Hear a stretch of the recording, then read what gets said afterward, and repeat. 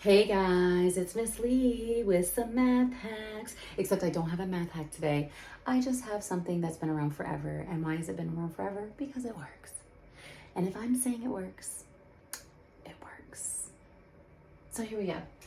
Order of operations. Whenever they give you these ugly looking problems like this, and they're like, evaluate the expression. Okay, you gotta follow PEMDAS. Okay, you know those like posts on Facebook when they have like the problem and then people are arguing in the comments like, no, the answer is 7. No, the answer is 16. Yeah, somebody didn't use PEMDAS. So PEMDAS right here. You don't want to be one of those people arguing with people on social media because you think you're right, but really you're wrong because you didn't use PEMDAS. So here we go. Parentheses come first. Exponents come second. You cannot interchange them. Is that the right word? Interchange? Doesn't matter. I'm a math teacher, not a language arts teacher. Parentheses has to come first. Exponents are next. Multiplying and dividing, it doesn't matter who comes first. You work from left to right. It does not matter who comes first. What comes first, whatever you want to call it. Okay, then adding and subtracting, you work from left to right. Notice I have these boxes and my little arrows pointing, like switching situation, because these things switch, whichever comes first. Major thing to remember, once again, multiplying and dividing, whatever comes first when you work from left to right. Adding and subtracting, whatever comes first when you work left to right. All right, so here we go. First, I'm going to start with my P for parentheses, and I have a function inside of them. Sometimes you might have like a parentheses, and it'll be like, I don't know, it'll be like 2, and they're like, let's say there's an 8 inside. There's no adding, subtracting, multiplying, dividing, exponents, nothing going on inside. You kind of just, it's just a multiplication problem right here. So you would just go on to exponents. So here we go. I have a function in here though. So I have 15 minus 17 minus 5 is 6. Plus 4 squared. All right, so I'm done with my parentheses. I usually put a check mark. Exponents, 4 squared. 15 minus 6 plus 4 squared is actually 4 times 4, not 4 times 2. Yo, I look crazy, sorry. 4 times 4 is 16. And then I do not have any multiplying or dividing, nothing. I have adding and subtracting, but I work from left to right. So I have 15 minus 6, and that is 9, and 9 plus 16 is 25. Circle or box your answers. Guys, it's really much better if you do it like this, because if you have to turn your paper in or if you have to find a mistake that you made, it's so much easier to find it when it's organized like that, because at least for me, if somebody hands me a paper and it just looks crazy, I'm going to have a really hard time giving credit. Like if you only make your first mistake halfway down the problem, I won't even be able to tell where you made your mistake. So we have 32 divided by the difference of 3 minus 1 all cubed minus 2. Here we go. Notice we have an exponent on the outside of the parentheses. That means that I'm going to do whatever is in here, and then I'm going to square the answer. So here we go. Any parentheses? Yes. I have 3 minus 1. Don't forget about that. Leave it though. Like leave it alone. 32 divided by, what's 3 minus 1? 2. And don't forget the exponent. Bring it down. You can put parentheses. You don't have to put parentheses. It doesn't matter. It's whatever you want.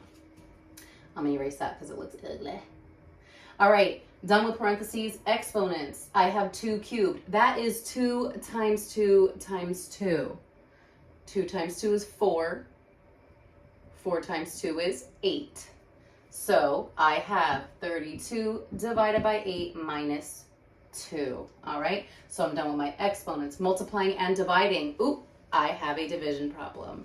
So I'm going to do that next. 32 divided by 8 is 4, and then I'm left with a subtraction problem. 4 minus 2 is 2.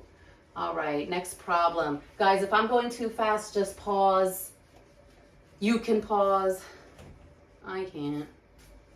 All right, next problem. I have 81 divided by parentheses, 2 times 6 minus 3 squared, put the end of the parentheses to the power of 2, and then times 8. Yeah, I'm doing the most, but these are the types of problems that really, like, you know, get confusing.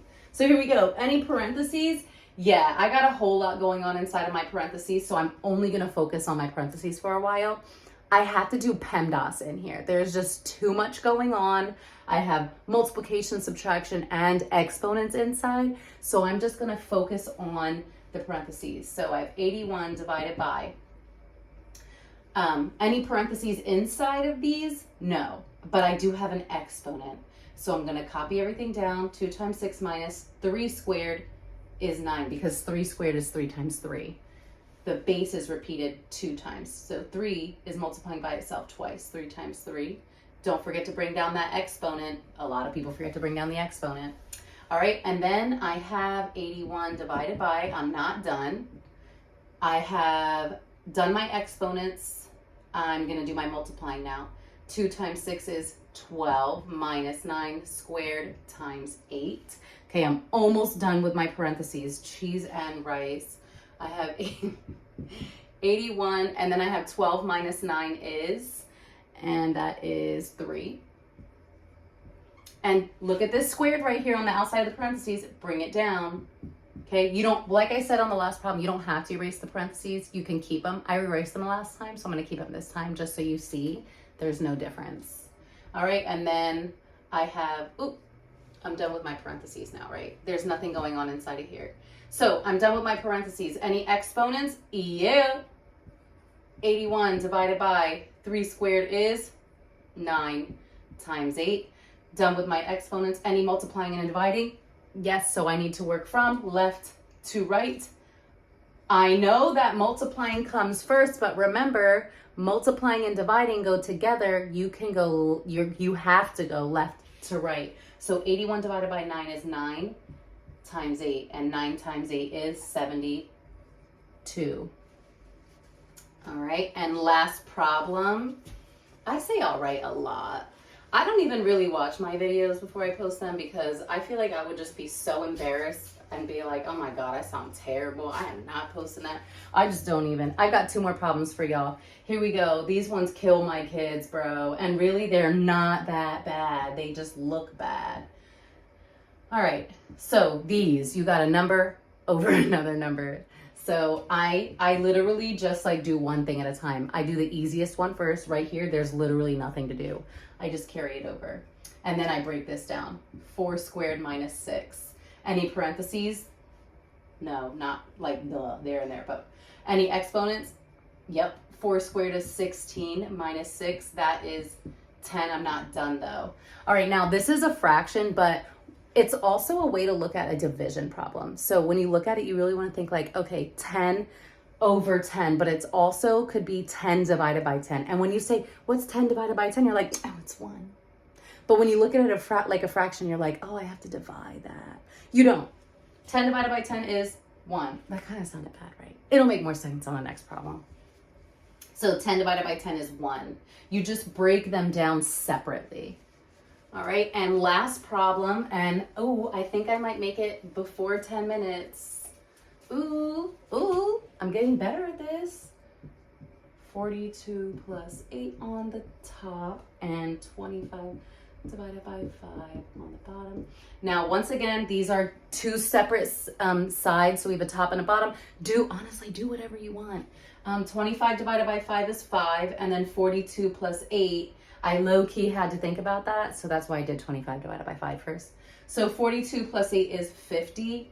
Now this one, you guys would probably be like, oh, it's an improper fraction. I have to divide, turn it into a mixed number. But before you do that, just say it like it's a division problem. What's 50 divided by 5? Right, it's 10.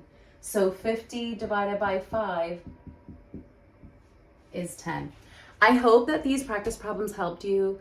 If you want me to do a practice problem with you, I don't know. I think this is fine. Anyway, bye.